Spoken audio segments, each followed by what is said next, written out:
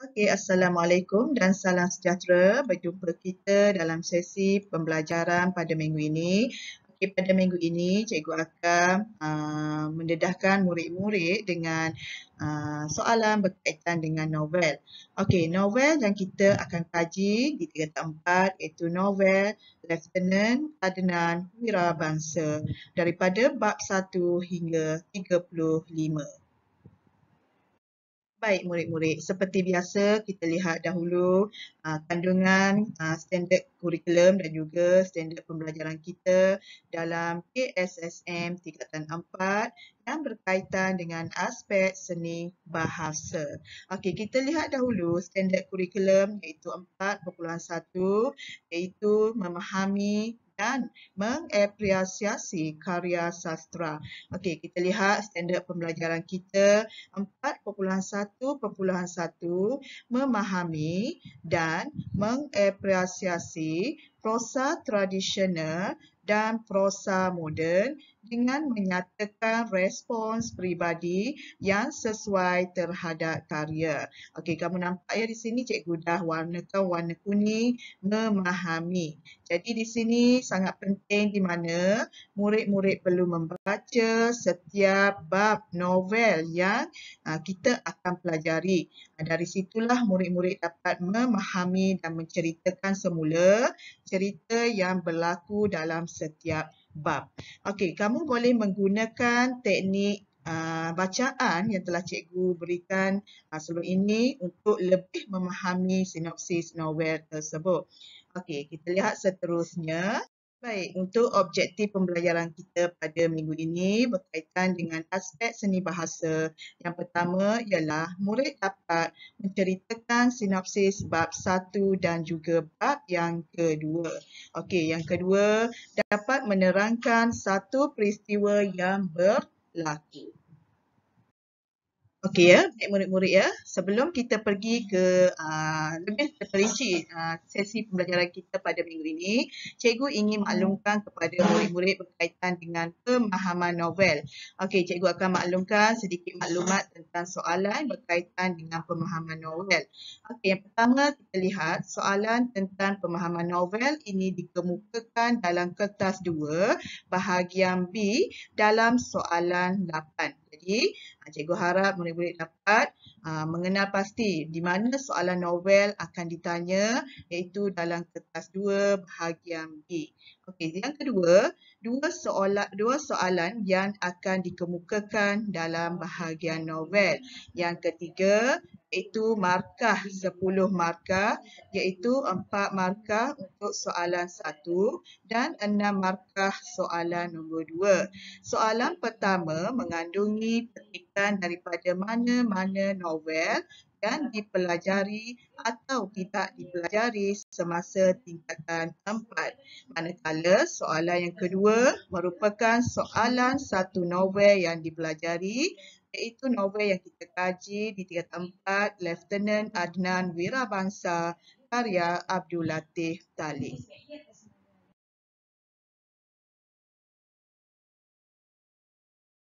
Baik ya murid-murid, hari ini kita lihat contoh item yang ditanya dalam novel. Okey, kita lihat contoh item yang ditanya dalam bahagian novel. Okey, ini bentuk soalannya. Okey, baca petikan novel di bawah dengan teliti. Kemudian kamu jawab soalan berikutnya dengan menggunakan ayat anda sendiri. Kalau kita lihat dalam novel tingkatan 4 ini dan juga tingkatan 5, soalannya dia akan bagi dalam bentuk sebegini ya. Ada petikan novel yang diberikan. Namun, petikan bagi soalan pertama ini adalah bukan daripada novel yang kita kaji. Mungkin diambil daripada bahan-bahan yang lain. Okey, jadi murid-murid perlu bersedia juga dengan soalan kebat untuk soalan yang pertama. Okey, murid-murid. Jadi kita lihat soalan yang berikutan daripada novel yang diberikan. Kamu lihat soalan pertama ini. Okey, nyatakan faktor-faktor populasi kelip-kelip di Kuala Selangor semakin berkurangan. Jadi 4 markah. Di sini soalannya tidak berkaitan dengan novel yang kita kaji. Dia memberikan soalan yang berbentuk hebat. Manakala soalan yang kedua, adalah soalan yang berkaitan dengan novel-novel yang kita kaji, iaitu novel Lieutenant Adnan Wira Bangsa. Okey, di mana soalannya dia tanya, berdasarkan sebuah novel, anda pelajari, jelaskan sebab-sebab permulaan cerita tersebut menarik perhatian pembaca. Di sinilah markah novel kita 6, markah dicampur 2 iaitu 10 markah. Baik ya. Okey, jadi kita teruskan dengan sesi pembelajaran kita pada hari ini iaitu berkaitan dengan sinopsis bab 1 Darah Pahlawan. Okey, jadi cikgu dah minta murid-murid untuk membaca bab 1 dan juga bab yang kedua.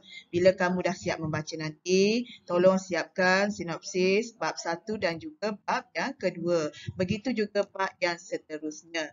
Okey, kita lihat sinopsis ringkas daripada bab 1 ya, cikgu baca di sini dan kamu cuba fahami watak yang ada, apa peristiwa yang berlaku dalam bab yang pertama. Okey, kita lihat Lieutenant Adnan Wirabangsa dimulakan dengan kisah Adnan yang masih kecil bersama keluarganya. Pak Saidi berasa amat gembira kerana dikurniakan 3 orang anak lelaki. Yang sulung bernama Adnan, yang tengah bernama Ahmad dan yang bongsu bernama Amarullah. 3 beradik itu membesar di kampung Sungai Ramal, Kajan. Di sini adanya kata tempat. Okey, Adnan sekeluarga memiliki darah pahlawan. Moyangnya pernah membantu Dul Said menentang Inggeris di Nani. Namun begitu Pak Saidi tidak suka menghebah-hebahkan cerita itu kerana sentimen siapa yang menentang Inggeris adalah penderhaka. Masih kuat ketika itu. Penjajah British tidak suka kepada sesiapa yang menentang mereka. Mereka mahu menyedup keluar sebanyak-banyaknya hasil bumi daripada tanah Melayu. Itulah sinopsis yang pertama, iaitu Darah Pahlawan. Okey ya, ini adalah sinopsis bab yang kedua iaitu Kampung Sungai Ramah. Okey, inilah tempat di mana Adnan dilahirkan. Okey, kita lihat.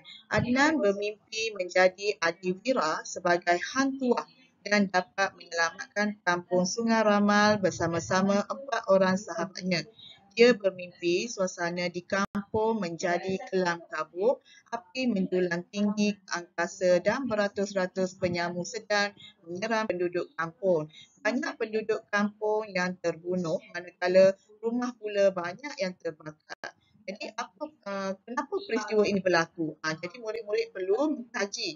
Adnan sering bermimpi perkara yang aneh sejak kecil dan sering membayangkan dirinya sebagai hantuah.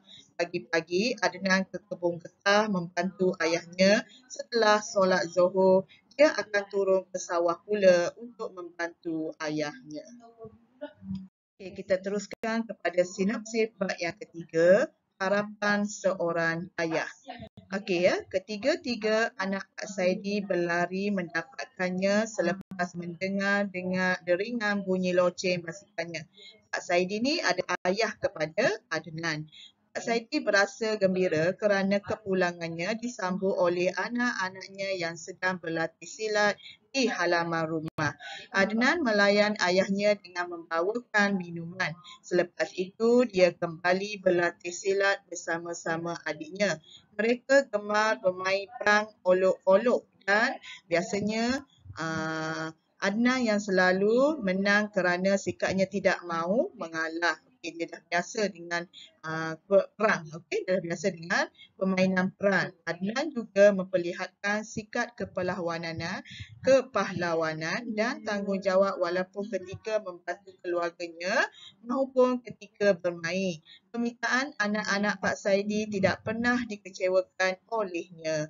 Walaupun sudah dibuatkan keris daripada kayu, Adnan meminta ayahnya membuat senapan kayu pula. Jadi daripada kecil lagi dia telah ada darah kepahlawanan dalam dirinya. Okey ya murid-murid, jadi sebelum kita tamatkan kelas kita pada hari ini, cikgu telah menyediakan 2 soalan pengukuhan. Okey, soalan yang pertama, tulis sinopsis bab novel yang telah anda baca.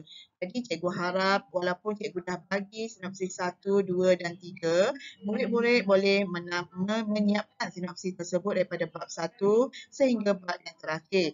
Cikgu mohon murid-murid membaca novel ini dengan selengkap-lengkapnya. Jadi, kamu boleh menggunakan laman-laman sosial ataupun melalui kemahiran yang ada, kamu boleh menyediakan sinopsis novel tersebut. Okey, soalan kedua, berdasarkan bab 1 dan 2 yang telah anda baca, jelaskan satu nilai yang boleh dicontohi oleh pembaca. Okey, jadi contohnya nilai yang dimiliki oleh Adnan itu, apakah satu nilai yang ada, kemudian kamu boleh buat penjelasan. Jadi, cikgu harap latihan ini kamu boleh siapkan dalam buku pemahaman dan novel berserta dengan sinopsis bab tersebut. Okey, jadi selesai PDP kita pada hari ini. Cikgu mohon pelajar meneruskan pembacaan novel seterusnya. Okey, terima kasih.